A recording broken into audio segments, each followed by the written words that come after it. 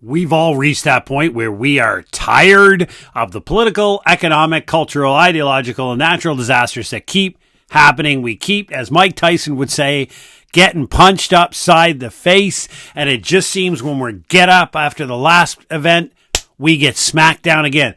I'm tired of it. I'm sure you're tired of it.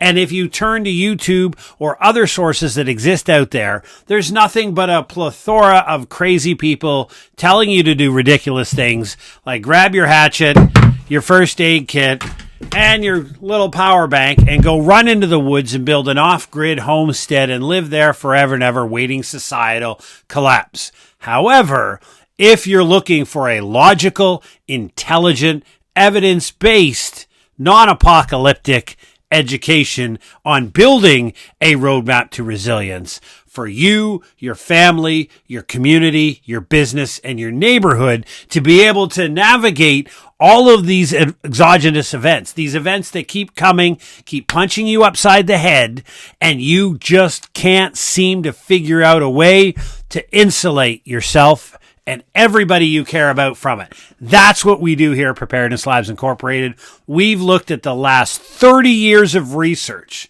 on top of the research that we've done over the last couple of years into the phenomena of preparedness, understanding the scientific evidence, not belief and opinion, not what I think you should do, not what my top 10 list of preppers if you're going to invest $10,000 or whatever those things may be.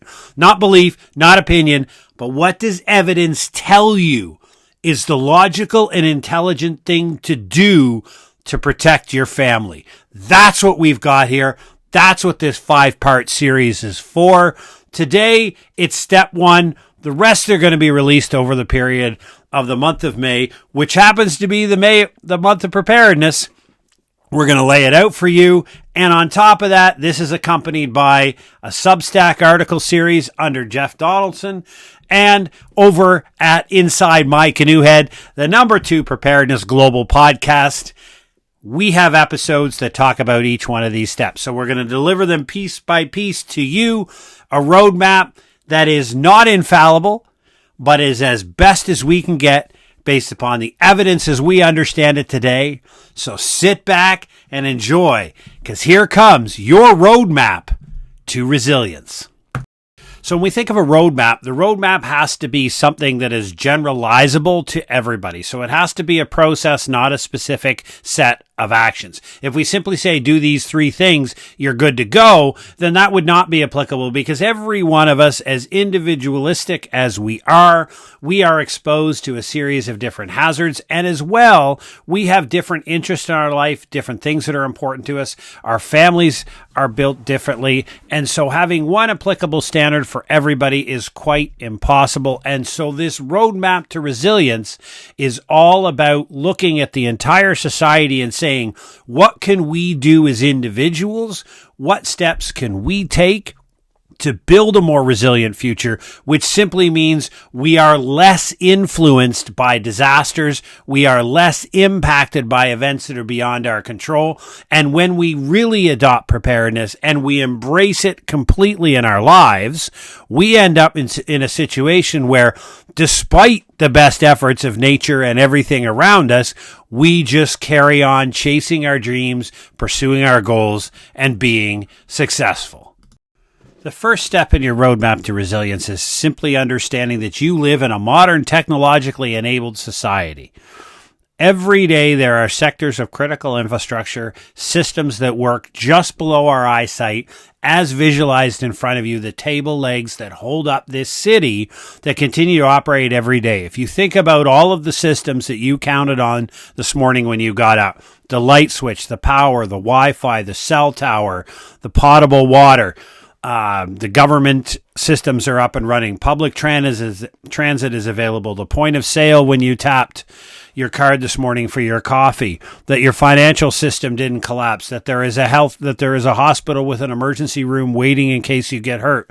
Police, fire, and EMS are standing by in case you need assistance. All of these systems you simply assume will continue to be there day in and day out, that if you understand the frame through which you're going to examine Your roadmap to resilience is based upon you embracing and understanding that you live in a modern, technologically enabled society that is functioned and allowed to work by these systems of critical infrastructure, which means an emergency is defined as loss of access to one or more of these sectors of critical infrastructure, because they do at times fade in a cascading fashion. The power goes out and it can bring down a whole bunch of other systems with it.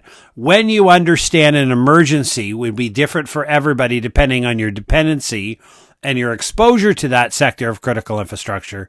When CI goes down, you can no longer operate exactly the way you did before.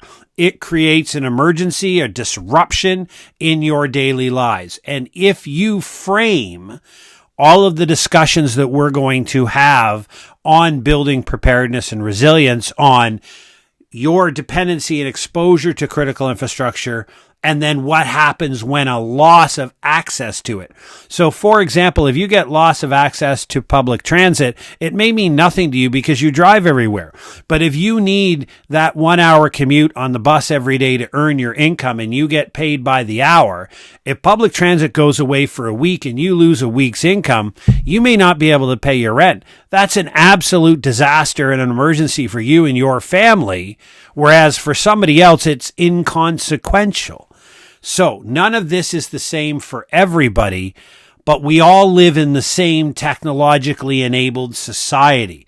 And if we understand and embrace that, and then you look at, okay, my life becomes disrupted when one of these 10 sectors of critical infrastructure fail. Now, there's a whole bunch of other influences that can happen that we'll deal with later in the later steps to this 5-step process we're offering you.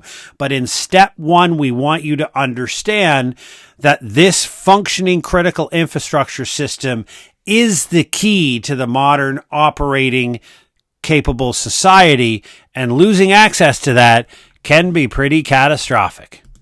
The next portion we understand is, if we understand the technologically enabled society is run by these sectors of critical infrastructure, and then when they fail, it causes an emergency or a gap in service, the government, the public sector, does have agencies, operations, and capabilities that are designed and funded by taxation to ameliorate the loss of those services. Now, in the United States of America, it's famously FEMA, despite what's going on within the government. State level and subnational governments around the world have the same capabilities, and it exists inside of different communities as well. That government system is broken down into 2 sections. First is incident response. This is your police, fire, and EMS that are staffed to certain levels. Now, the NFPA tells us how many firefighters per capita, and there are standards for that, for the number of police, fire, and EMS to have available in a city to respond to normal operations. Now, each one of the municipalities and regions will have a limited surge capacity. They'll come up with various different agreements with mutual aid, with shouldering municipalities to help each other if they're not affected by the same set of events. And these are there to provide a service. Now, these are facilitated through an emergency operations center, but that is what emergency management fills as the function of incident management. Now, incident response is police, fire, and EMS. Emergency management is incident management. So this is your emergency operations center, which may be present in a local municipality. You may have a regional one, or it may be a subnational one, but it is the point where the experts work who provide direct response to the incident commander. So they are supporting the incident commander's function at the coalface of dealing with the emergency. They're working on the next 24, 48 hours of operations. They're gathering resources from shouldering and higher levels of government, as well as they're providing decision support material to the politicians who may have to make some fairly critical decisions in the upcoming. This is what is provided within the function of incident response and incident management by the public sector agencies. The second part of your roadmap to resilience in this step that you need to understand is that is finite and time limited. There is a point at which, irrespective of the situation and the calamity that's happening, public sector resources will be consumed, and there simply won't be anybody available to assist you with your 911 emergency or whatever may be going on. It's not due to lack of professionalism. It's not due to lack of skills. The reality is the acceptance that the public sector is there to help. They can fill some of the needs, but there is a certain point where their capability and capacity expires. And this is the important learning of the third part of step 1 in your roadmap to resilience, is understanding that cessation of services from the public sector creates a preparedness gap. This is the point at which there is no help to meet the needs that you have. And through your community, through your network, through skills and training and planning with you and those for whom you're responsible, your businesses, community, and neighborhood, collectively together, you build a roadmap and a set of skills that allows you to close that gap. That's the intent and the purpose of this roadmap to resilience, to provide you the actual skills and training necessary to set you and your family up for success so that when an event occurs, when an emergency occurs due to loss of access to critical infrastructure, and the public sector intervenes to attempt to provide amelioration, and then we reach the end of the public sector's ability to navigate and deal with it, that preparedness gap that's created is something that you are skilled and ready to navigate. That you, your friends, your network, your community, your support structure together helping each other are able to navigate through that preparedness gap. The end result of the entire roadmap to resilience is to set you up so that when events occur that are beyond your control, when they disrupt your normal day and your normal operations, that you are able to bounce back quicker, and the impact is far lower than it would have been had you not adopted the roadmap to resilience. And at this point, before you move on to step number 2 in our series, we want to make sure that you really understand and look through the frame of this world is enabled by sectors of critical infrastructure. You rely on them. In fact, we'll get into this in step 5. There's 160 specific risk-related questions you're going to ask yourself to set you and your family up with a proper risk assessment to be able to understand the risks that you're exposed to and be able to consider those.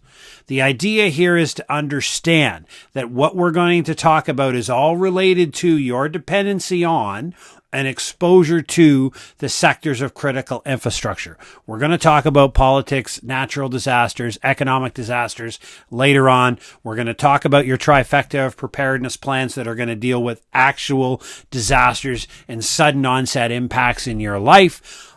But for now, if you understand that that's how society's operated, that you understand that the public sector has some amazing, incredible people that are working very diligently to provide you the best possible services to support you in a disaster or an emergency, but that they're limited. And there will come a time, despite their best efforts and intentions, that they are no longer able to provide you assistance, or maybe not even in the first place. And that there is a preparedness gap that is then created between your needs and what society provides. And the roadmap to resilience, as we're going to lay it out for you over these 5 steps, is just that. It is the skills, the training, knowledge, relationships, and social capital that is going to close that so that when disruptions occur, the effect on you and your family, your business, your neighborhood, and your community are less, and that your ability and the time that you're down is far shorter than it would have been had you not adopted this. And remember, going to deal with the elephant in the room. Science took a bad rap during the pandemic, and rightfully so. When I tell you that what we're doing here in the roadmap to resilience is evidence-based, it's not belief, it's not opinion. In fact, you should care less what people believe or what their opinion is. I'm here to talk about evidence, and evidence means that I've examined previous research, I've examined data, I've done experimentation myself. I've come up with information. I've run the statistical modeling on it, and I know this to be likely true. Science is never settled. If anybody ever tells you that phrase, science is settled, place them dans la poubelle, as they say en français. Put them in the garbage, because that is garbage. Science is the expression of knowledge as we best understand it today as we sit here.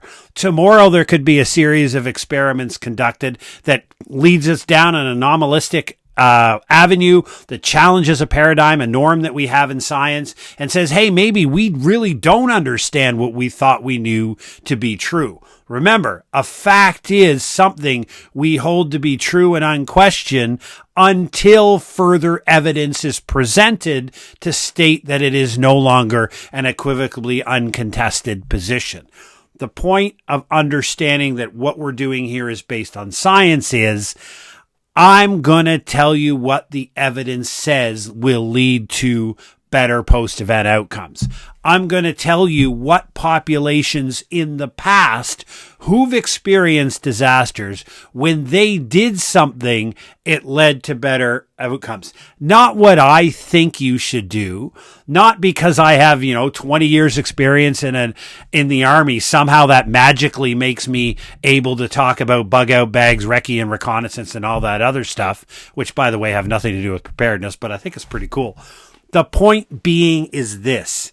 What we're providing you here throughout the entire roadmap to resilience is grounded in evidence, and evidence I can back up. This is science.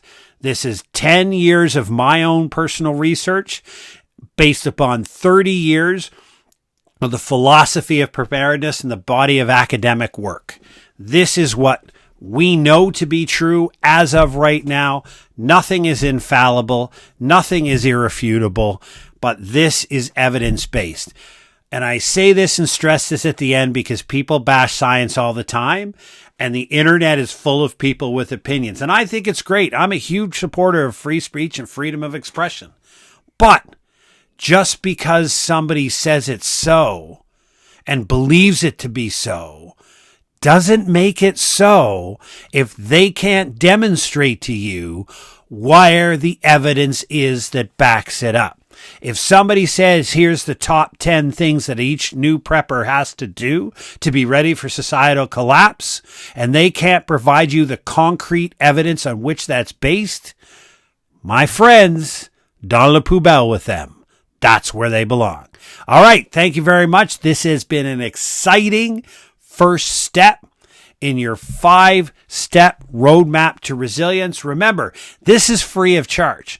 Absolutely unquestioned, free of charge. There's no ad revenue. We don't make any money on this. We put this together because this is our community service.